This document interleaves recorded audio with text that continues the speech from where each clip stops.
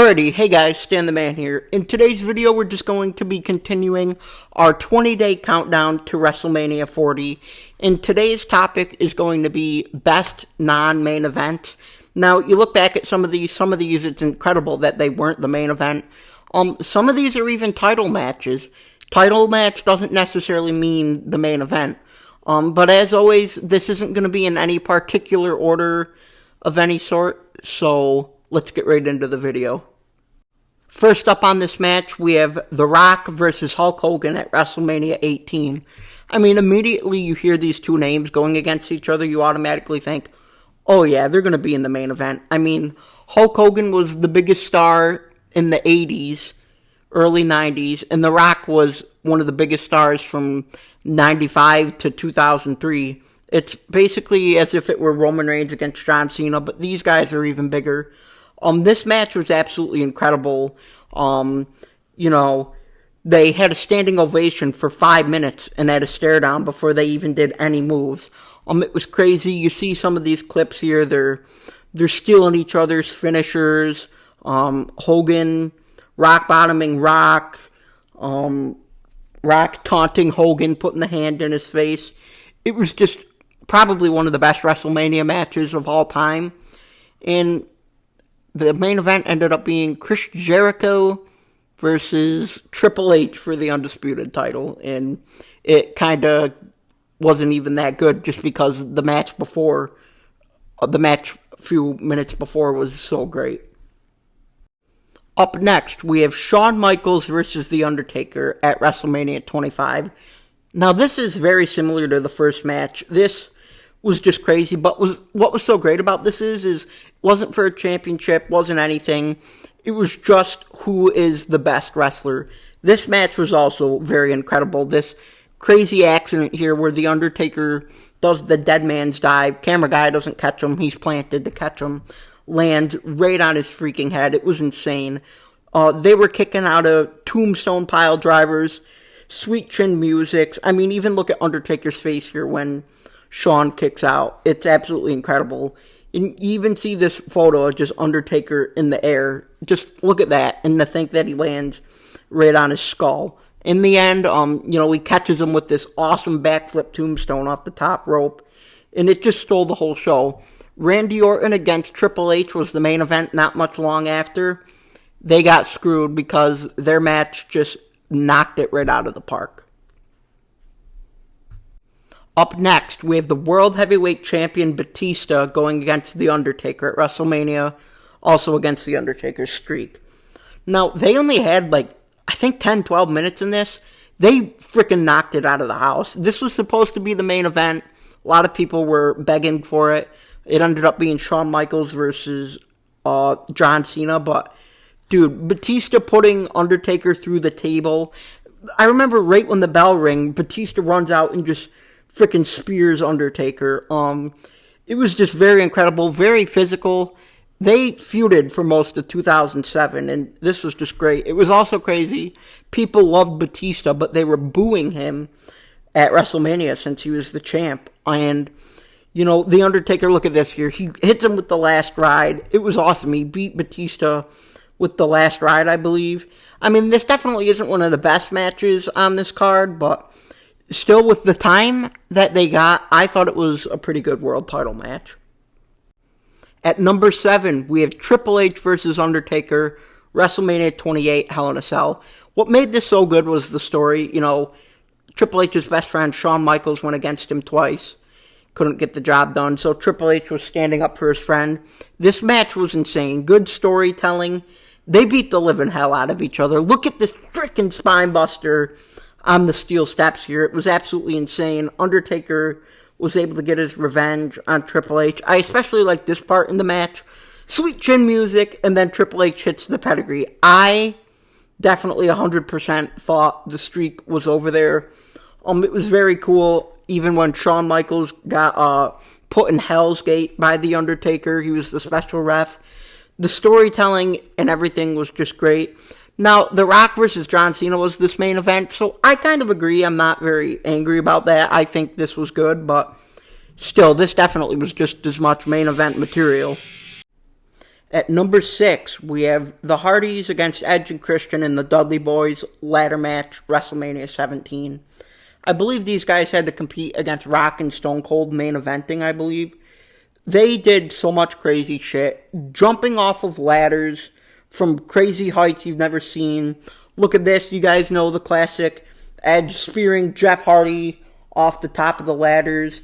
The Hardy Boys jumping off together. This match was just so crazy, million miles an hour, a car crash. I mean, these guys really had to compete and make some noise against a big main event like Rock in that. And boy, I definitely think they delivered. And even look at this end part here where freaking Bubba and Matt Hardy go flying out of the ring through those tables. I mean, that's really, really freaking high. It's absolutely insane, and it was definitely a show stealer. At number 5, we have Kurt Angle versus Shawn Michaels at WrestleMania 21. Now, they were competing with John Cena against JBL, but in the main event, it was Triple H versus Batista for the world title. I definitely think that deserved it, but these are two of the best wrestlers in the entire world, and this was basically the peak of their career. But, dude, Kurt Angle just out-wrestled Shawn Michaels a lot. They both did it, actually. Multiple ankle locks. I'd say in the match, he was probably in the ankle lock at least 8-10 minutes, maybe. It was absolutely incredible. They were outdoing each other so much. You could tell these guys just wanted to prove who was the best. And even look at this, Shawn backflipping off the ring ropes and putting Angle through the table. Like, that's absolutely insane to be able to pull something off like that. And then in the end here, you see Kurt Angle leaps all the way up onto the top rope and manages to angle slam Shawn Michaels off the top rope. It's just absolutely insane. This easily could have been the main event as well. I thought all the matches, most part, main event matches at 21 were great, but this definitely could have done it as well. At number 4, we have Shawn Michaels versus Razor Ramon WrestleMania 10 ladder match for the Intercontinental Championship. These guys made it famous in WWE for all the WWE fans to know. And some of the video footage here is crazy. Shawn Michaels doing that classic jump off the top of the ladder on the Razor. That's absolutely insane. You see Razor slingshotting Shawn Michaels into the ladder. Really awesome spot.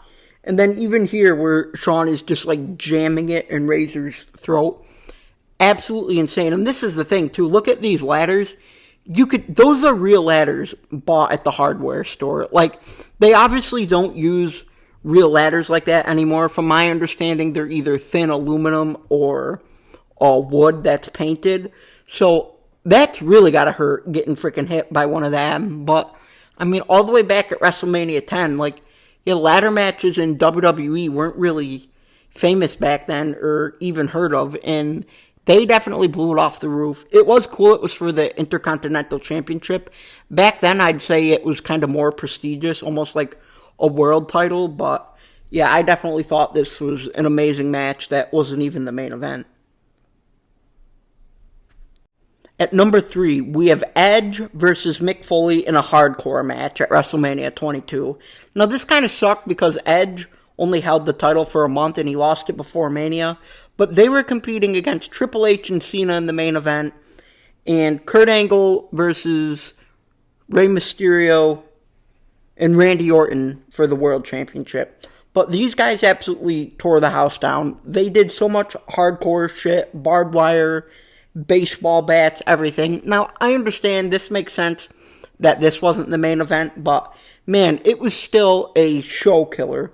You see here at the end, Edge does the infamous spears Mick Foley through the flaming table. This was absolutely insane. This is one of the craziest WrestleMania memories I remember. I might be wrong, but I don't think I remember any other flaming table WrestleMania spot. It might not be right, but this might be the reason why they don't do it anymore. But, you know, Edge beat Mick Foley. He kind of proved that he could be a top guy. So he kind of had to prove himself. And I think he did that, and they definitely both tore the house down in this hardcore match. At number 2, we have Bret Hart versus Stone Cold Steve Austin, submission match, WrestleMania 13. Now, this was also a show stealer. This is where I think the Stone Cold character was really born. These guys had such a heated rivalry, and you could tell they, like, literally hated each other. Some real crazy spots in here. Like, look at Stone Cold just hit Bret with this steel chair unprotected on the top rope. Bret hits him with the ring bell in the head as well.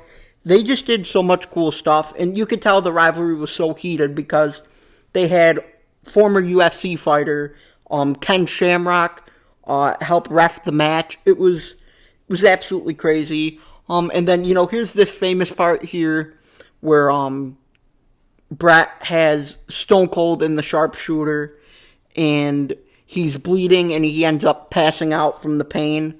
That was just such a good spot, and it just showed that Stone Cold was a tough bastard and he wasn't going to give up.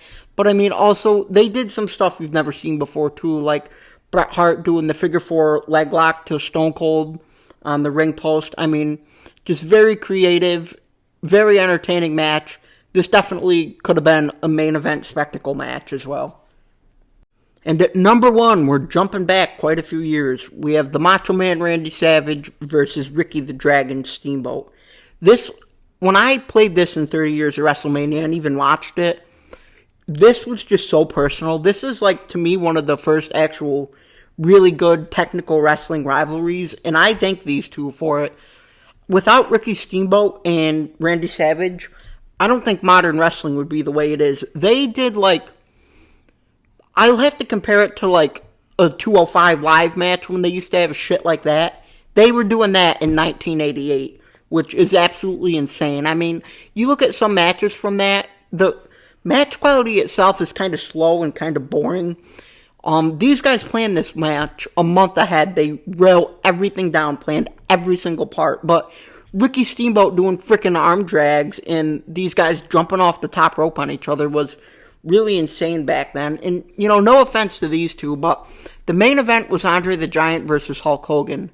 But Andre's back was so bad that he was very limited and could not do much in the ring at all. You still look back at it at a classic, but this is also for the Intercontinental Championship. Like I was saying earlier, back then it felt like the IC Championship was just as important as the main title.